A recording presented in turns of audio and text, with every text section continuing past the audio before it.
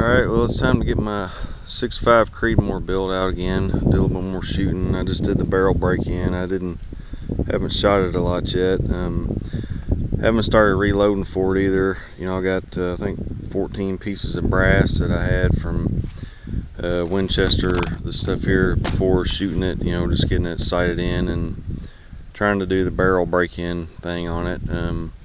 So I've got a few more here. I've got the same Winchesters. I've got some S&B.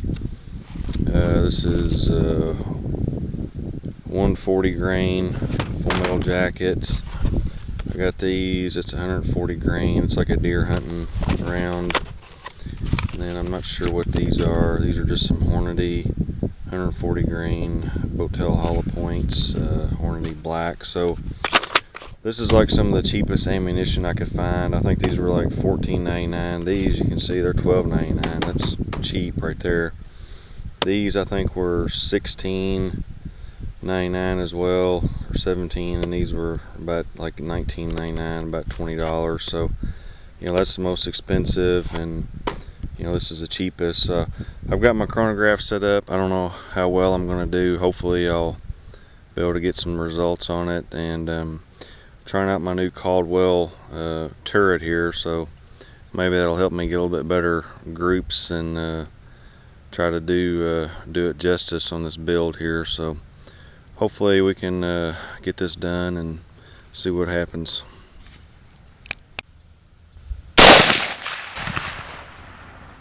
$2,574.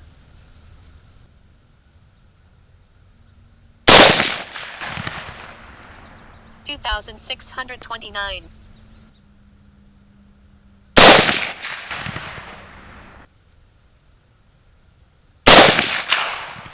$2,563.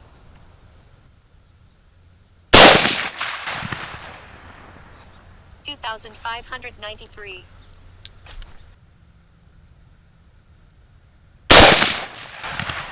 $2,436.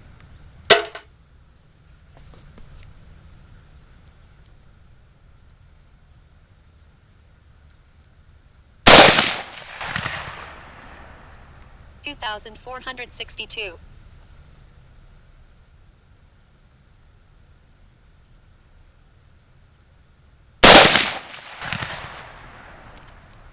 $2,447. $2,507.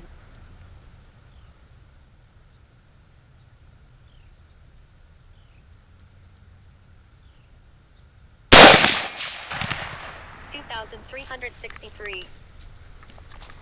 Hey everybody, KFW here. Just got done shooting this, my AR10 that I built, 6.5 Creedmoor. Started with my arrow blim lower, built it up with the arrow parts kit. I got the arrow upper receiver, arrow handguard. It's got a Faxon barrel, superlative arms, adjustable gas block, mag pull, furniture, Athlon 6x6 to 24 by 50, and then I'm using this precision turret. So all in all, I'm pretty satisfied. You know, I mean, this is my first AR10 build. This is actually only like my third build total at all, as far as not lowers, but you know, total, lower, upper, everything, total build. So I'm pretty new at this. I'm not an expert. I got some results. I'm going to show you the results. I was hoping for better. I really was. I was hoping for a lot better. I was going to say the other thing I did, I had a Rise Armament trigger in here, and I replaced it. I had it in there when I was doing the break-in, but I replaced it with just a 2-stage. It's just a PSA 2-stage trigger.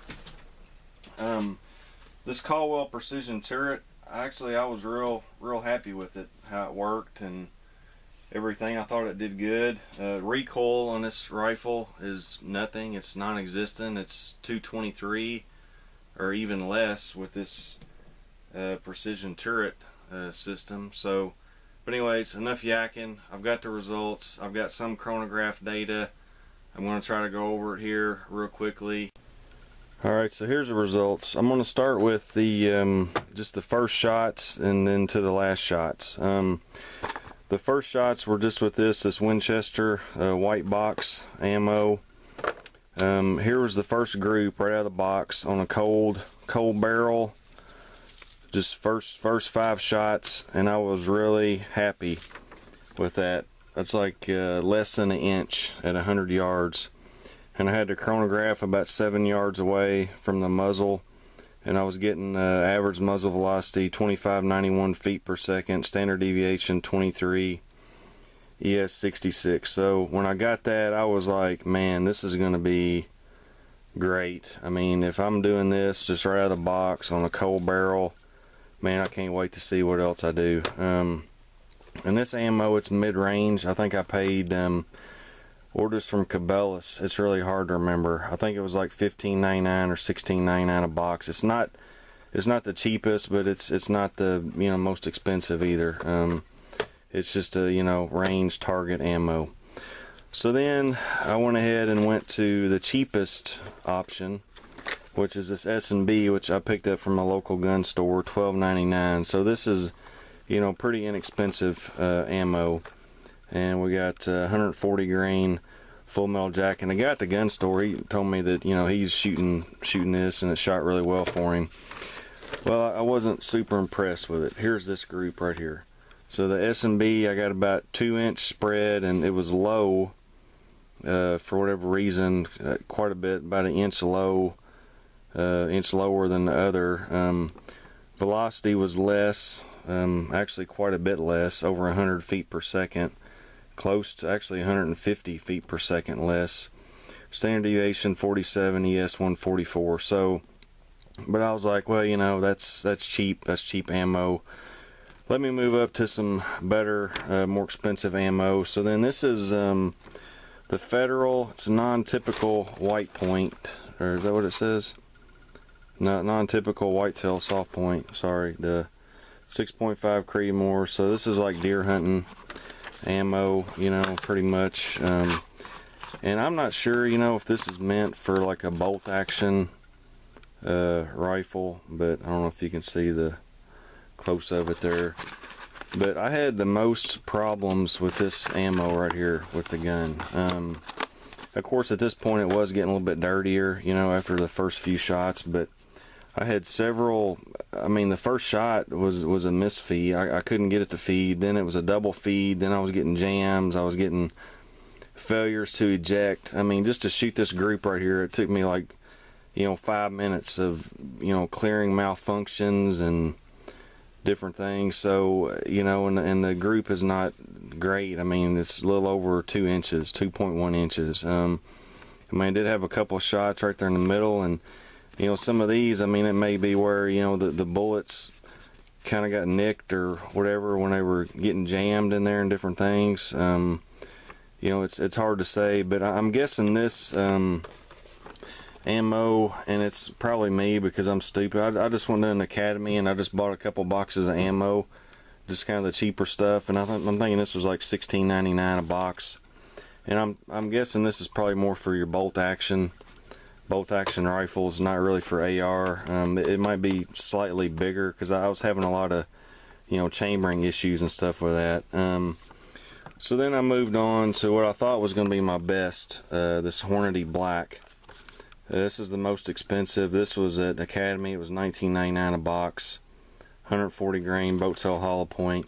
So I was like, man, I'm gonna shoot lights out with that. Well, I mean, it was decent. It was about 1.5 inches, as I measured it 1.65 inches. So, I mean, I had 4 up here that were pretty good, and then I had 1 that kind of got away from me down here. So, okay, so the Hornady. One thing I forgot to mention earlier, the Federal. I didn't get any chronograph data on this. My chronograph, the sun was starting to kind of come out a little bit, and I didn't have the shades on there because I'd shot the pole, and I've just now got the pole bent back to where I can use it again. So it was working fine because it was kind of overcast without the sunshades, but then the sun came out a little bit, and I think I maybe got 1 shot on that 2453. I don't know. That's what showed up, but I don't know how accurate that is. So sorry, back to the Hornady.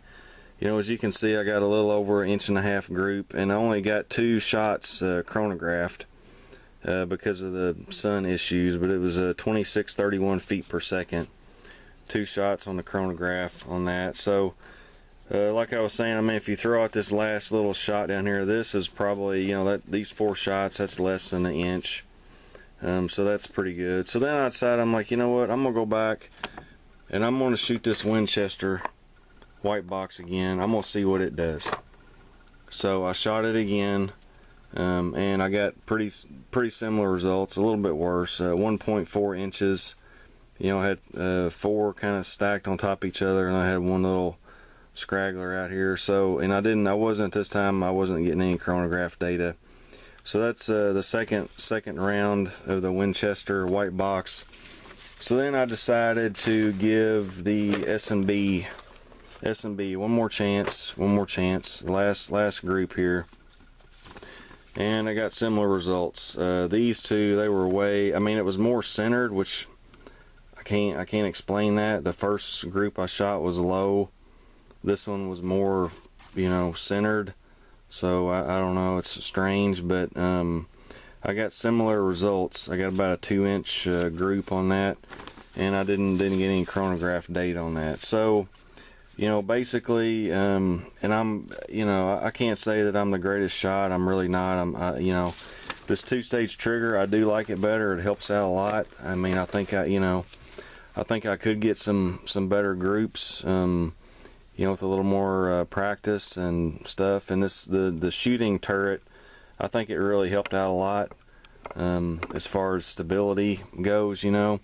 And this little adjustment, I mean, I will say basically about every shot, it did, even though I had this tightened down, it did move around a little bit.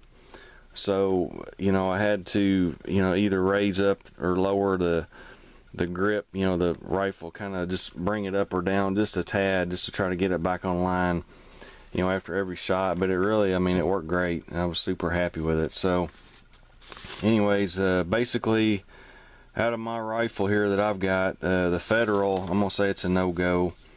The Hornady, I think I need to do some more evaluation with that. The S&B, it just is what it is. It's cheap ammo. It's going to get 2-inch groups. And the Winchester, actually, in this rifle, looks like it's a pretty good shooter. You know. So, anyways, and the cold barrel, it looked like it was shooting better with the cold barrel. So I don't know. But anyways, and I mean, like I said, these are just the first shots. So. Anyways, this is about all I got. Thanks for watching, everybody. I really appreciate it. I appreciate all the comments and everything. It really helps me out a lot. And all the support. Just shoot me some comments. Let me know what you think. And as always, thanks for watching. Everybody take care. We'll see you next time.